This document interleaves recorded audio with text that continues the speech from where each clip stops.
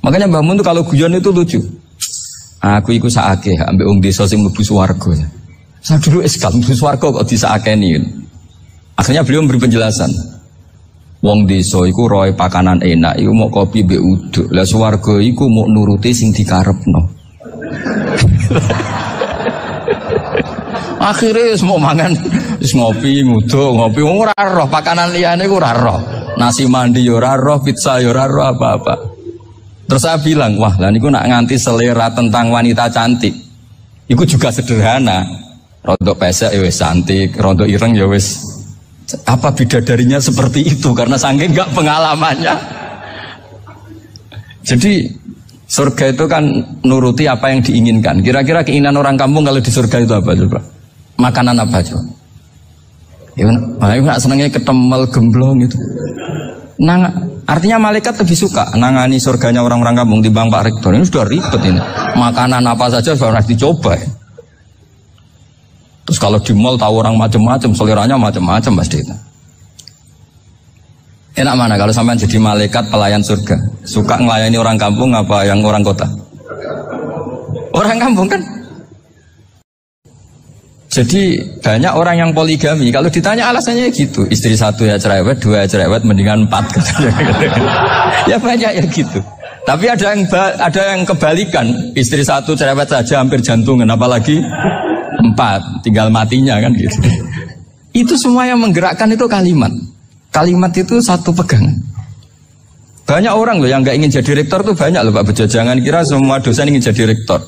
Melihat rektor sibuk rapat mempertahankan reputasi Unisula atau sering pegang kepala, ngapain repot-repot? Jadi tukang sapu aja dapat gaji, ngopi, rokokan, selesai. Bodoh amat jadi rektor, mikir orang banyak. Banyak loh orang yang ingin jadi presiden tuh banyak.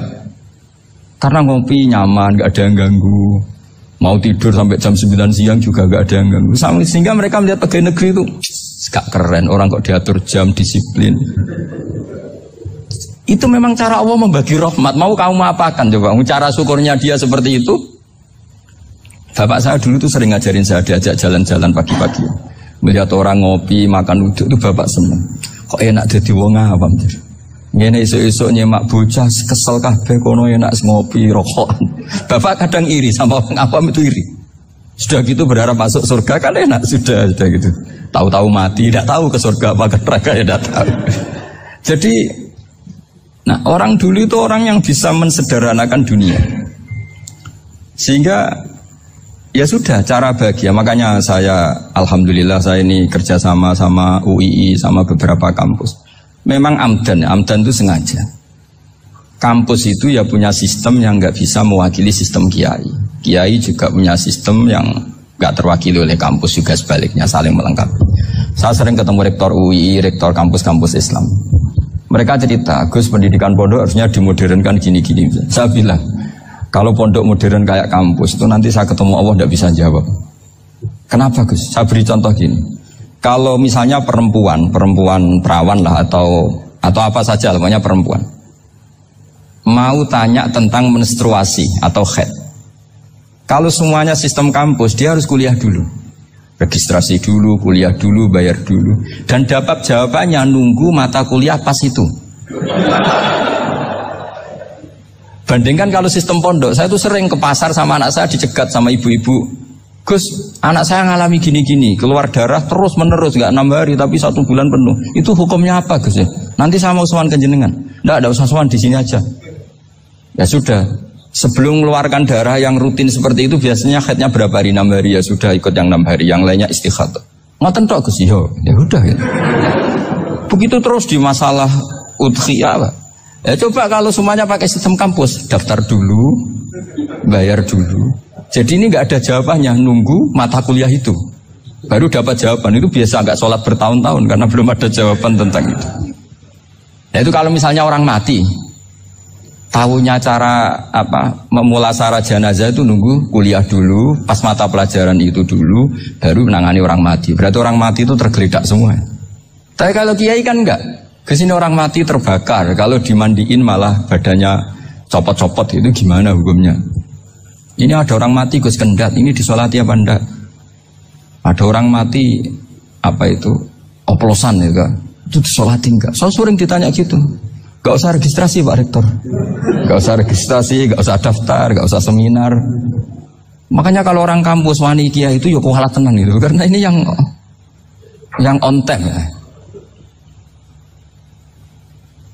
Tapi pondok seperti saya ya ikrar seikrar-ikrarnya. Pentingnya kampus karena melatih efisiensi waktu, disiplin, tata kelola manajemen sehingga kita ya hormat. Tapi tadi kita harus saling melengkapi sehingga saya tunjukkan ke publik bahwa saya hormat sekali sama polisi, sama tentara. Coba kita bisa apa ngadepi bandar narkoba kalau tidak polisi? Bisa apa coba menjaga NKRI kalau nggak tentara? Begitu juga ya sudahlah kita memang fa'inayadawahi ma'al jamaah, kita berkah itu kalau bersama-sama. Tidak bisa kita sendiri. Nah lalu orang kayak saya itu ya beberapa kali sebetulnya saya itu ditawanin jadi dokter honoris causa apa. Kekhawatiran saya satu Pak Bejo, takut pas gak punya uang. Itu dokter gak di duit kan gak pantas gitu. Jadi repot gitu, daripada beban lah sudah lah gak usah dokter. Jadi kalau gak punya uang ya pantas, terus kalau ngebis ya pantas. Suatu saat kalau mati gak ada yang hadir ya pantas, gak dokter gitu. Kalau sudah dokter kok masuk neraka, kayaknya apalagi rektor kampus Islam kok masuk neraka itu kan kok kayak agak pas itu. Misalnya rektor Unisiola ditanya mungkar nakir nggak bisa kan kayak gimana gitu. Makanya harus sering ngaji saya supaya agak malu di depan mungkar nakir. Masa rektor ditanya mungkar nakir nggak bisa. Harus berani bentak. Ini saya rektor loh Pak mungkar nakir. Masa kalau wali-wali dulu berani. Masyhur di cerita wali-wali ditanya marabbuka manabuka. Saya ini guru tauhid. Kok kamu tanya marabbuka manabuka yang ngotok? Kamu tidak pernah ngaji enak aja tanya.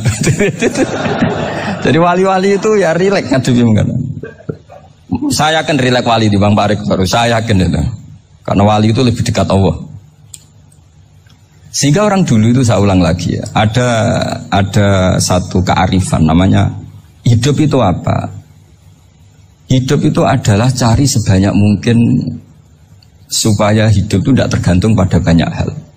Sehingga misalnya cara berpikir orang-orang modern itu sebenarnya banyak orang-orang ilmuwan yang nggak ngagumi Amerika. Bukan karena angkuh ndak. Untuk mempertahankan kebesaran negara sebesar itu, kebutuhan listriknya besar, kebutuhan tentaranya besar, kebutuhan apa? Sementara negara kayak Venezuela atau Swiss kebutuhannya ada banyak. Pertanyaannya, yang tergantung dengan banyak hal sama yang tidak tergantung banyak hal itu pinter mana? Kalau dibalik pertanyaannya gitu, negara-negara maju itu tidak keren kalau dibalik pertanyaannya. Orang yang untuk mempertahankan eksistensinya banyak, butuh banyak hal dengan yang tidak butuh banyak hal itu pinter mana? Orang yang bahagianya nunggu jadi dokter, nunggu jadi kiai besar, kiai viral, dengan orang yang bahagia cukup dengan ngopi, itu pinter mana? Tapi kalau dibalik pertanyaannya, orang yang taunya nikmat hanya kopi dengan nikmat yang banyak, pinter mana? Makanya Mbah Mun itu kalau guyon itu lucu. Aku ikut saake, ambil wong desa sing mlebu swarga. Saya dulu eskal mlebu swarga kok disakeni. Akhirnya beliau memberi penjelasan. Wong desa iku roe pakanan enak, iku mau kopi mbek uduk. Lah swarga iku mau nuruti sing dikarepno. Akhirnya semua mangan ngopi, nguduk, ngopi ora roh pakanan liyane ku ora roh. Nasi mandi yo ora roh, pizza yo ora roh apa-apa. Terus saya bilang, wah lah niku nak nganti selera tentang wanita cantik. Iku juga sederhana. Rondo pesek ya wis cantik, rondo ireng ya wis. Apa bidadarinya seperti itu karena saking enggak pengalamannya. Jadi surga itu kan nuruti apa yang diinginkan. Kira-kira keinginan orang kampung kalau di surga itu apa coba? Makanan apa coba? Ya nak senengnya ketemel gemblong gitu. Nah, artinya malaikat lebih suka nangani surganya orang-orang kampung di Bang Pak Rektor. Ini sudah ribet ini. Makanan apa saja sudah dicoba. Ya. Terus kalau di mall tahu orang macam-macam, seleranya macam-macam pasti. Enak mana kalau sampean jadi malaikat pelayan surga? Suka melayani orang kampung apa yang orang kota? Orang kampung kan? Jadi ya itu guyon ya, guyon tapi itu menjadi pikiran kita bahwa orang yang banyak kebutuhan itu sebetulnya banyak kebodohannya karena menggantungkan kebahagiaannya dengan banyak hal. Makanya Imam Syafi'i ngendikan istighna itu apa? Al-istighna anis-sya'labi. Yang dikatakan kecukupan adalah berusaha sebanyak mungkin banyak hal tidak kamu butuhkan. Bukan memenuhi semua kebutuhan kamu. Karena nafsu kamu ini tidak ada batasnya gitu. Kalau kamu penuhin nggak akan selesai. Itu ada perempuan yang kurang cantik itu minta doa saya, Gus doain suami saya kaya. Terus tak guyonin, terus nggak minta. Kalau suami kamu kaya, yang pertama dirubah itu apa? Rumah supaya rumah saya bagus. Kedua apa? Mobil supaya mobil saya bagus. Nanti yang dievaluasi itu kamu. Mobil bagus, Alphard, rumah mewah, istrinya kamu. Pasti itu dievaluasi. Langsung nggak usah sudah gini aja kan. Jadi pertama yang dievaluasi itu kaya itu, coba kalau suami kaya itu yang dievaluasi pertama rumah ya, rumah ganti. Setelah itu apa? Mobil. Kira-kira berikutnya akhirnya sudah nggak jadi. Nabi Ibrahim itu pernah minta umur panjang, keren umur panjang. Sama Allah nggak dijawab. Datang orang tua gitu bertamu ke Nabi Ibrahim, terus disuguhi dikasih kurma. Apa itu? Kok kurma apa? Anggur yang sudah matang sekali, sudah dimakan. Setelah dimakan meler keluar lagi, dimakan lagi meler lagi. Terus Nabi Ibrahim masuk lagi ke kamar. Ya Allah, doanya tak cancel. Nanti kalau saya tua kayak itu. Jadi Allah itu gak jawab langsung tapi ngirimkan itu. Akhirnya ya Allah gak jadi. Nanti takut itu. Saya pernah ngalami jadi kiai tadi, ada ibu-ibu ya gak pati cantik lah. Suaminya tuh miskin sekali. Minta doa saya supaya kaya. Bareng tak kasih pertimbangan itu udah gak usah gak jadi itu. Jadi itu kearifan. Tapi kearifan ini harus kita tanamkan. Saya nggak bisa membayangkan Indonesia yang besar ini, andai kan tidak ada qanaah, nerimo ing pantum. Coba sekarang ada Covid. Andai kan Indonesia itu kayak Perancis. Saya beberapa kali punya tamu orang yang hidup lama di Perancis, bahkan dapat istri orang Perancis. Itu dulu nggak begitu mencintai Indonesia. Tapi setelah di Perancis 2 tahun, wah Indonesia hebat. Di Perancis itu kata dia kalau cerita, semua kebutuhan masyarakat itu dibebankan ke negara. Apa saja minta negara, apa saja nyoal negara. Sementara Indonesia, coba kalau Indonesia mengalami seperti ini kok tidak ada qanaah rimo ing pantum, bisa kios Indonesia. Orang miskin nyalahkan negara, kelaparan nyalahkan negara, apa saja. Tapi barokahnya dididik kiai jogeman nyalahno wong liya. Urip nromo ing pandum, diame. Sampai gak ngerti kalau Covid. Banyak tuh orang-orang kampung itu, orang lugu-lugu itu. Mbah niki saking Covid, salam ning Covid, muga-muga umure panjang. Dikira Covid itu nama orang yang ahli sosial itu. Mbah niki dana saking Covid. Matur nuwun sampekno salamku, muga-muga umur panjang. Bingung kan yang nganterin ini. Ini gimana yang mau menjelaskan? Memang nggak paham. Ribet kan. Tapi saya pastikan bahwa dengan keadaan seperti ini kita bahagia, kita stabil, itu jelas barokahnya kalimat tadi, moto tadi atau pegangan hidup tadi. Makanya disebut al-ibarat qutun li'ailatil mustami'in, bahwa redaksi atau kata-kata atau pegangan atau filosofi hidup, apalah namanya itu adalah penyemangat. Penyemangat. Karena kata-kata ini memang luar biasa. Ketika sahabat perang demi kebenaran, zaman itu ya pasti benar karena yang dibela Nabi. Dulu itu kan enak zaman Nabi, yang dibela mesti benarnya, musuhnya mesti salahnya. Sehingga dulu itu memang harus tegas. Kalau sekarang mau tegas gimana? Yang kamu bela tidak mesti benar, musuhnya tidak mesti salah. Ribet kan kalau misalnya saya tukaran sama Pak Rektor, kamu mau bela mana kan bingung. Saya tidak mesti bener, saya tidak Nabi. Pak Rektor apalagi gak mesti bener lagi kan? Ribet kan? Jadi kalau kita mau perang sekarang itu mau pede gimana? Enggak. Makanya banyak ulama sekarang tuh mau tegas tuh gak berani karena ya banyak hal yang abu-abu lah wilayahnya. Misalnya pilihan presiden atau pilihan bupati, pilihan menteri. Kamu mati-matian bela itu. Yang kamu bela tidak mesti bener, musuh kamu tidak mesti salah. Misalnya pilihan bupati, wah ini kabupaten ini baik kalau bupatinya ini, yang satu bilang ini, terus tim suksesnya kamu tanya, kamu yakin? Ya enggak juga. Lah kenapa semangat? Kan saya botohnya, paling alasannya ya itu aja. Bukan yang lain. Beda dengan zaman Nabi. Nabinya mesti benar, Abu Jahalnya mesti salah. Kan enak, aturan mainnya jelas. Singkat cerita, dalam perang itu banyak sahabat yang ngalami luka, ngalami apa gitu. Kemudian curhat lah ke Nabi. Ya Nabi, gara-gara derekkan jenengan, ngikuti jenengan, saya harus ngalami seperti ini, seperti ini. Ngiranya orang itu diapresiasi sama Allah keluarnya. Ternyata sama Allah gak diapresiasi.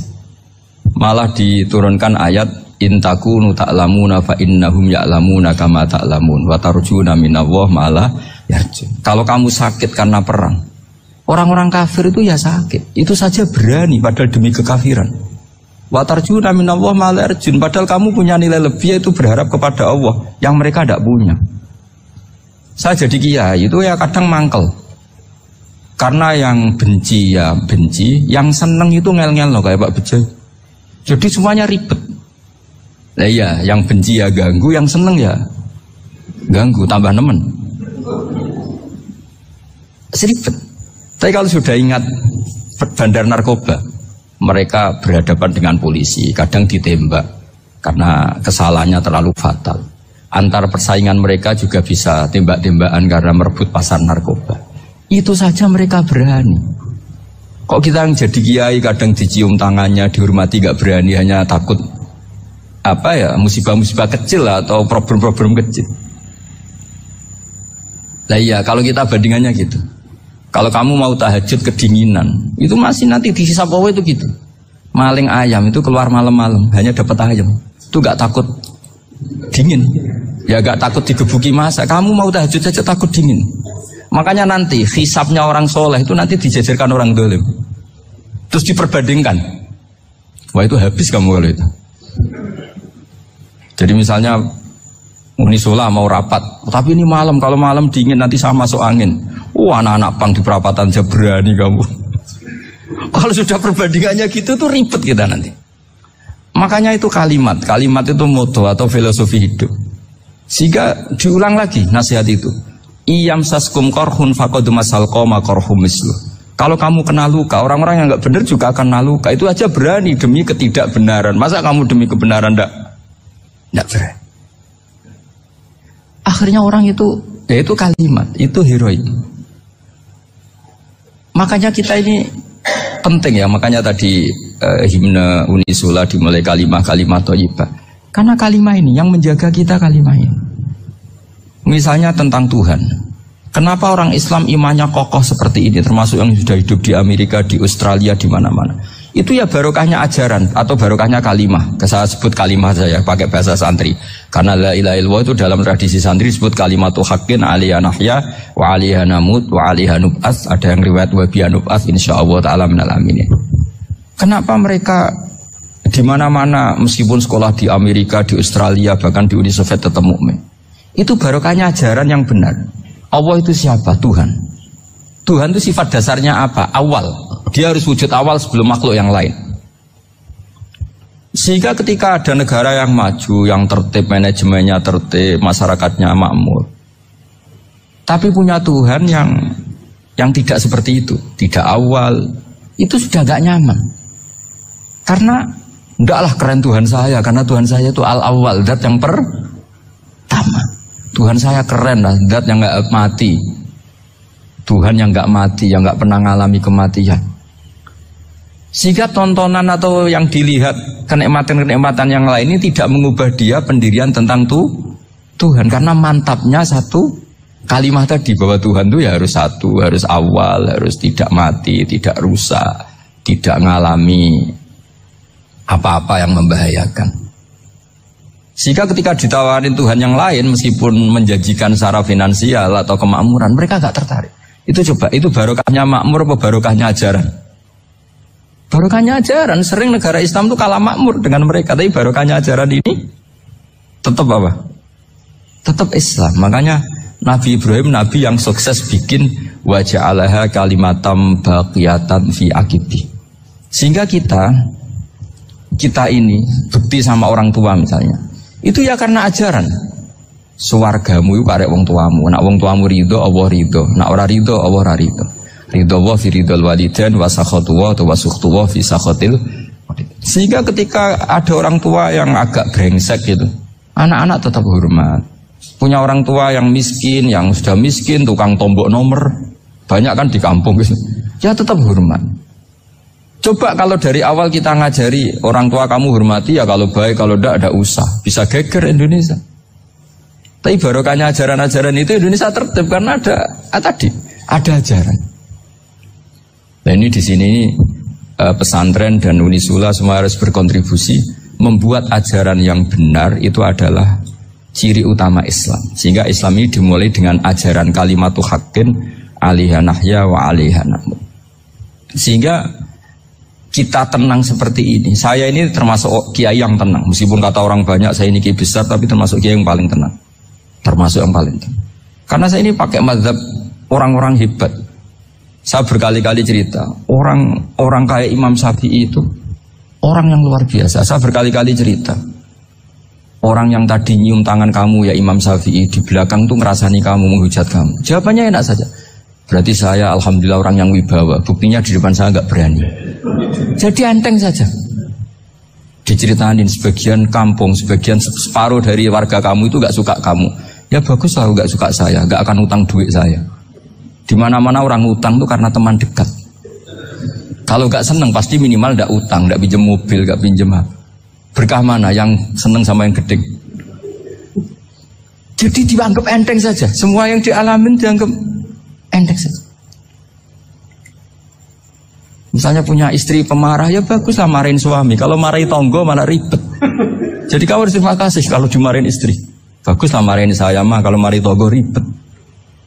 Jadi enteng saja. Tapi kita sekarang itu karena nafsu ya, sehingga menghadapi hidup ini ribet. Ulama dulu kalau mau mati itu senangnya bukan main.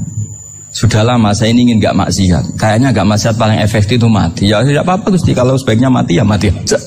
Enteng saja. Jadi melihat kematian itu akhir dari segala keburukan atau potensi keburukan. Apapun baik kita sekarang, suatu saat mungkin kita gak baik. Yang bisa menghentikan ketidakbaikan atau potensi ketidakbaikan itu apa coba? Mati kan? Berarti mati itu mengerikan apa menyenangkan? Mesti kamu tidak berani menjawab. Meskipun secara ilmu kamu berani, tapi secara rasa agak berani kan? Saya ulang lagi ya. Yang bisa menghentikan keburukan atau potensi keburukan itu apa coba? Apa? Kematian. Berarti kematian itu menyenangkan atau menyusahkan?